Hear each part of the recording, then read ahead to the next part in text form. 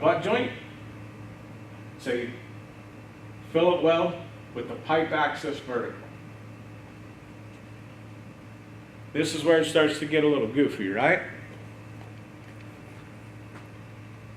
All good information.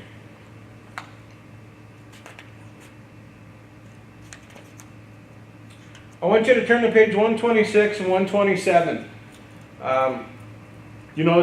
Just keep referring back to this. If you know the positions and you know which welds, the basic joints, the types of welds, you're going to be prepared to read a procedure and a print and be able to understand completely what it means. It is so crucial to understand this chapter and the beginning portions of it, okay? And then we'll break into the actual blueprint later on. Okay, this is where it starts to get a little more advanced. This is the tabulation of positions of groove welds. Okay.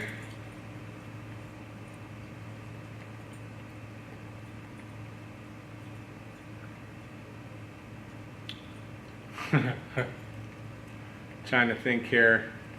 Easiest way to explain this, a lot better than the way it's been explained to me before. So if you go to page 129, right hand column, we're going to talk about the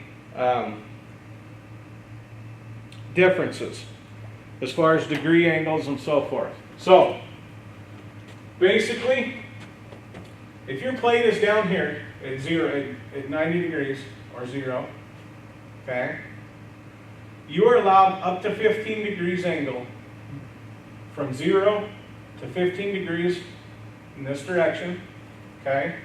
It's considered flat.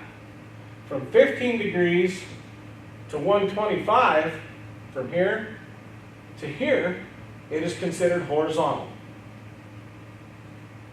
So flat, horizontal, from 125, from 90 degrees down to 80 degrees is considered a vertical plane. So this is the horizontal plane from 15 to 80 degrees, okay? A lot of times, you're not going to have to know. I mean, this is kind of fun stuff to know. But usually what you'll see on a print or a job spec is it'll tell you a 3G position plus or minus 10 degrees. Flat position, 1G position plus or minus 15 degrees. Okay? 2G position plus or minus 25 degrees. It's usually typically what you're going to see. Okay? When you're reading the print and the spec.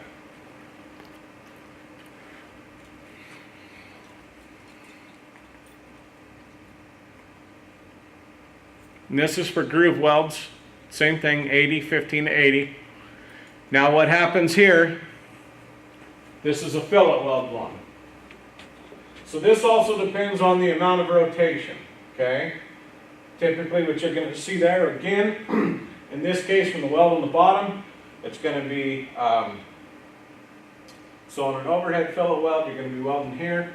You're going to be plus or minus 15 degrees usually, okay? You're already at 45, so if you come down a certain point, it's almost more of a groove weld. Same thing with your horizontal. You're going to be allowed a little bit in that direction as well, okay?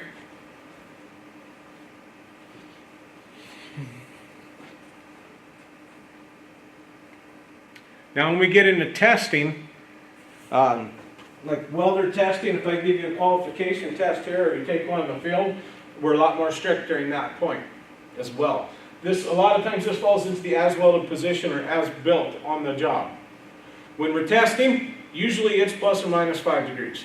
So if we're calling for a 6G pipe, I want to see it to be at a 45, and if I'm concerned about it, I'm going to put a level on it, and I'm going to check and make sure it's within 5 degrees one or the other. A lot of times people will try to come into a 6G pipe, and if they'll look at this and they'll say, well, I'm allowed to go up to 80 degrees. Not for testing, you're not. For pipe weld testing, You're not allowed to be up to 80 degrees. It has to be 45 degrees plus or minus 5. As welded in positions, certain people will allow you to get away with more, okay?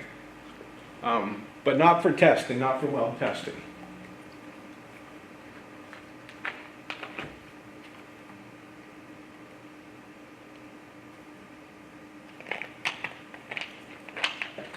Strength of welds. We're on page 129, left-hand column. All those bolded items are very important to know. There are things to keep into consideration. Strength of the weld metal, type of the joint prep, type of the weld. Again, one of the most important things to know is matching your filler metal to your base metal. Okay? Making sure that your filler metal is at least the same tensile strength or compatible with your base metal.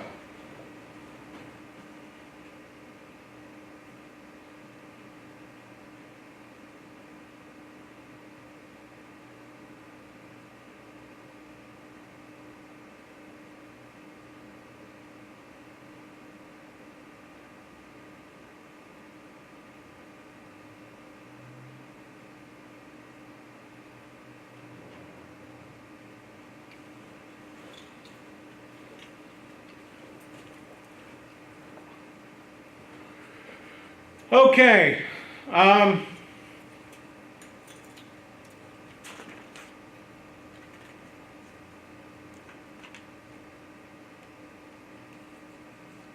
Discontinuities. We're just going to talk on a few of them here. We get a lot more advanced into this in the welding inspection. I'm going to try to make sure that I stay to the contents of the book for this particular topic. Okay. A weld discontinuity is any interruption in the weld, in the normal flow of the structure of the weld. So anything that's an impurity, basically, that's not metal, whether it be air, slag, foreign object of some sort, or anything, grease that didn't get burned out, moisture, whatever. That is a discontinuity. Okay? No matter what size. It can be the entire length of the weld, or it can be 1/16 or even a 32nd of an inch. 32nd of an inch of porosity will show up on an x-ray, okay? A 64th of an inch, especially at tungsten, shows up like a star in the sky on an x-ray, because tungsten's denser than the weld material. So if you're looking at the weld, and it'll be a black weld, a good weld, and all of a sudden that tungsten is just bright white like a star in the sky. And I've seen them down to just a flake of it. And I've seen a whole bunch of flakes in it before, bad welds. Discontinuity becomes a defect when it exceeds the acceptance criteria. So, acceptance criteria, let me explain that. So each code has a different acceptance criteria. Out of that weld, say it's a 6-inch weld, okay? 6 inches of weld, you may have up to 1/8 of an inch discontinuity.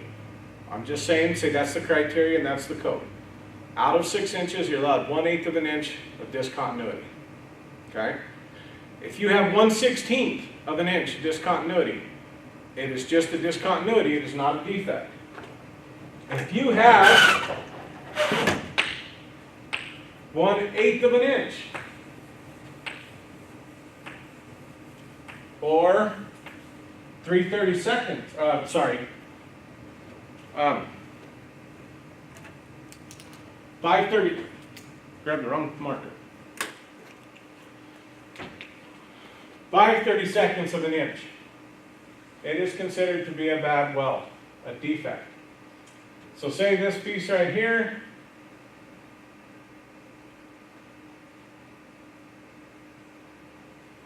real quick. This one is 1/32, this one is 1/32. Together you have 2/32. Break them down, you're at 1/16, okay? Those are two discontinuities within code limit. They are not a defect.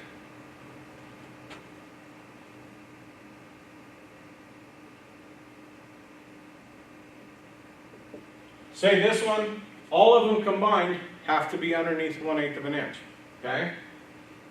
A cumulative. Now this one's 1/8 of an inch.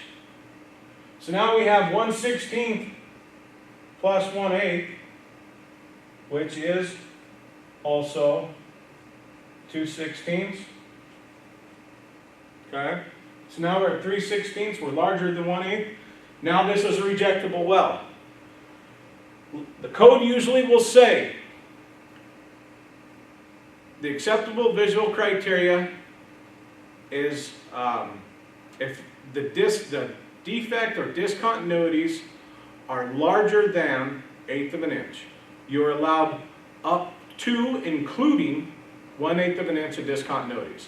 So if I just have this, that could be a good weld, because it's right at 1/8 of an inch.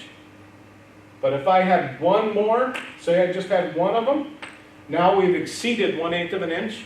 It's a rejectable weld. Okay? So this is real quick. 1/8 of an inch is the same as 4/32. What if we had a 5/32? That's 5/32. It's 1/32 larger. Just this one discontinuity has now made it a defect. Okay? So a discontinuity does not have to be, is not always a defect, but a defect is always a discontinuity. Oh, wow.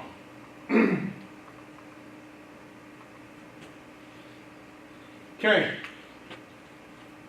A discontinuity can even be the crystalline structure, the grain boundaries within material alone, depending on the material. So right here it says, each grain boundary reflects an interruption in normal flow of material.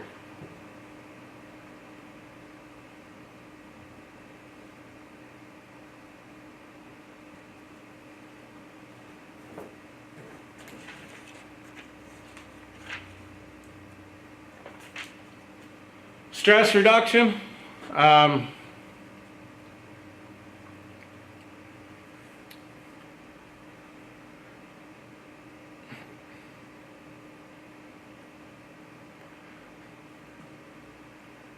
Transverse welds are stronger than welds parallel to the lines of the stress. So, we're already starting to see this weld right here. Transverse, longitudinal, and so forth, okay? So the line of the stress is pulling this direction. This is transverse. Transverse is basically 90 degrees across the direction of the stress, okay? This one is in line with, or it's parallel to the line of the stress. Okay?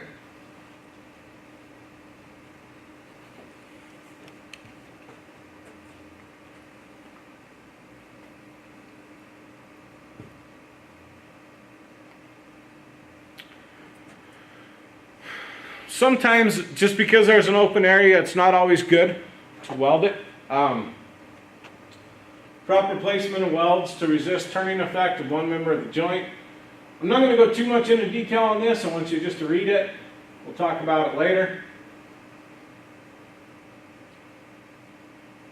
So right here, if you notice, you see what I talked about earlier with vibration. How they can condense in one spot because of that sharp edge. Okay? Versus this flat. Now you see how the lines of vibration have spread apart and they're even, are going across there nice and even like we had shown on the board earlier.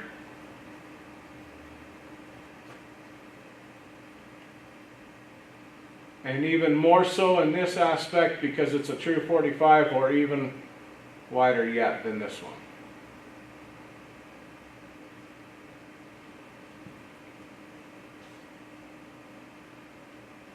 Stress is always greater at the end of the weld than the center of the weld. Okay? Start of something is always the hard part, or the most stressed portion. Alright. Here gives you just kind of what we used to call a go or a no-go gauge back in the day. Filler weld profiles. You know, your size of spec here, it's concaved. Here's a 45. This is what we want to look for. Doesn't have to be a perfect weld to be an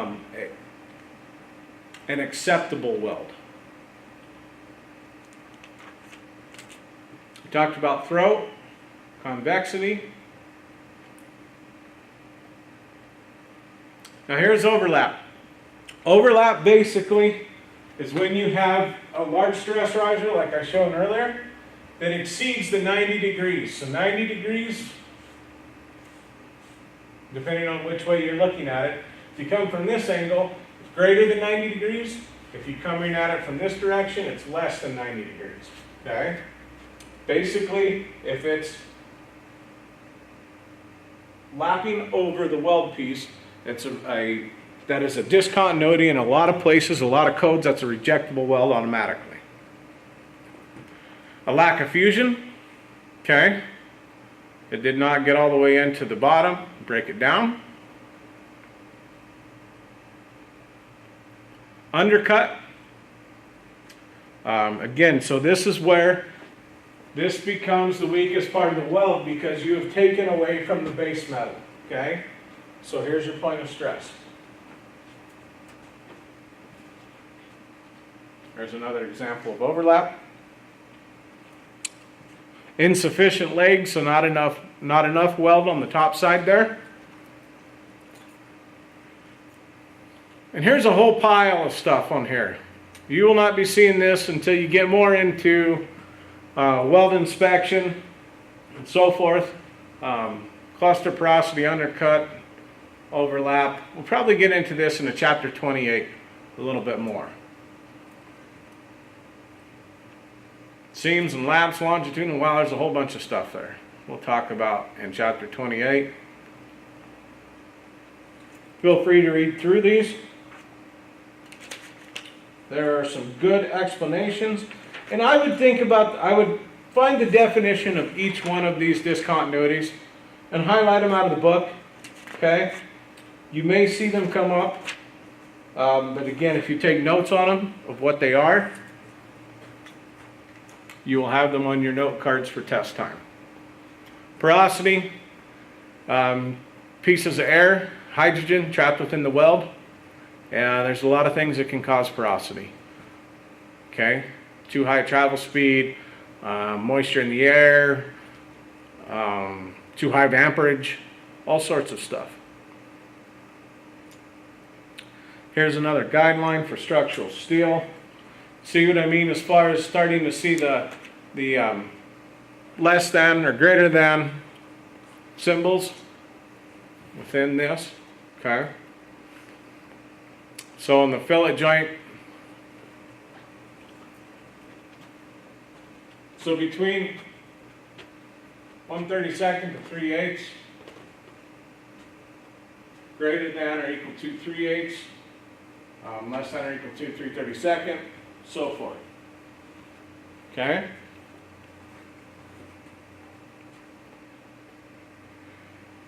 All right. Underfill. Remember, it has to be at least minimum flush so that it's the same size as the material. This is convexity. However, it doesn't show you what it is, but looking at this, we're assuming it's a groove weld. So that would be excessive face reinforcement there, not convexity. This is very typical and common. You might be heavy in the middle, but undercut on both sides. Read through all the causes.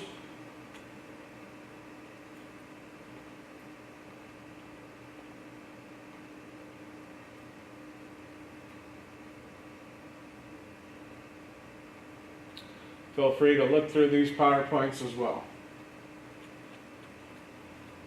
Cracks. Cracks, again, and they're just the number one, as far as discontinuities, they are by far ranked the number one worst discontinuity within welding. Okay? There's a complete lack of fusion whatsoever with a crack. Fracture type discontinuity, the sharp tip and length greater than its width or opening. If it was a round indication, we would consider it. If it was a true round circle, it might be considered porosity and not a crack. Sharp tip and the length is greater than its width is how we define a crack. Porosity might be a round, oval opening. There's still lack of fusion there, but if it's round, it has less chance to, the crack has a less chance to propagate from there and continue through the material.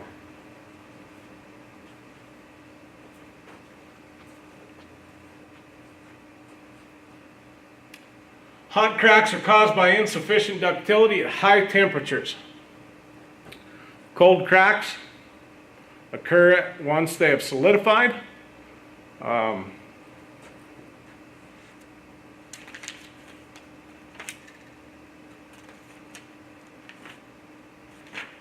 me see if I can find where we're at in the book.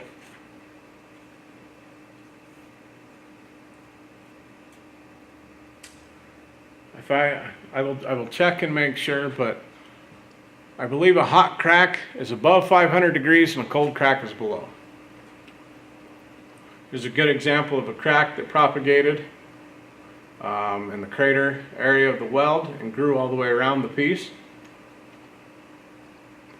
Hydrogen cracking, that's a delayed cracking. That's so when you get a piece of hydrogen or porosity underneath of a weld, and as it contracts and shrinks and puts stress relief within it, any weld, we're going to put it down, it's going to grow like crazy because it's hot, right? Coefficient thermal expansion is going to make that material grow. And then what it's going to do is it cools down, is it's going to shrink. So it's going to put a lot of stress, internal stresses within the weld. So if there's a hole, a hydrogen in there, a hole, so to say, and it shrinks down in, it can easily crack from there as well, or open up from if it were to shrink on the other side. Hydrogen cracking is usually underneath internal cracking. It's not a surface condition. Hard grain structures, the harder the material, more brittle the material, the more chance of a hydrogen cracking. One of the ways to prevent this is by a preheat and a post-heat procedure, stress relieving, tempering, and so forth.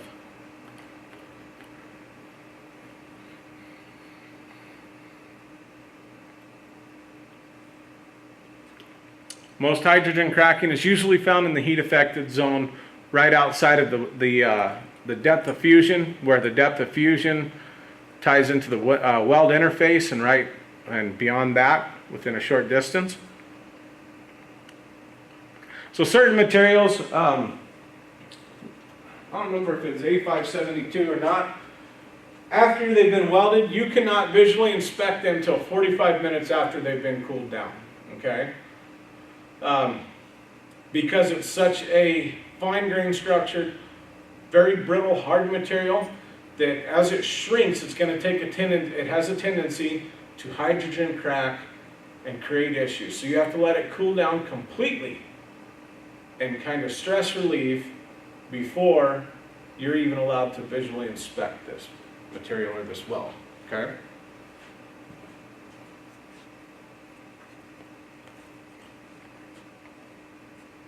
Incomplete fusion as well.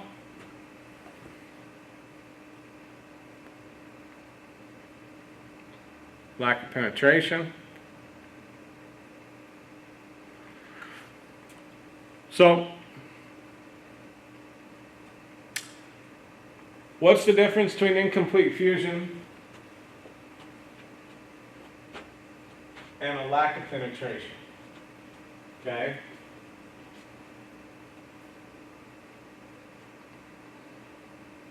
Don't they look the same? They do.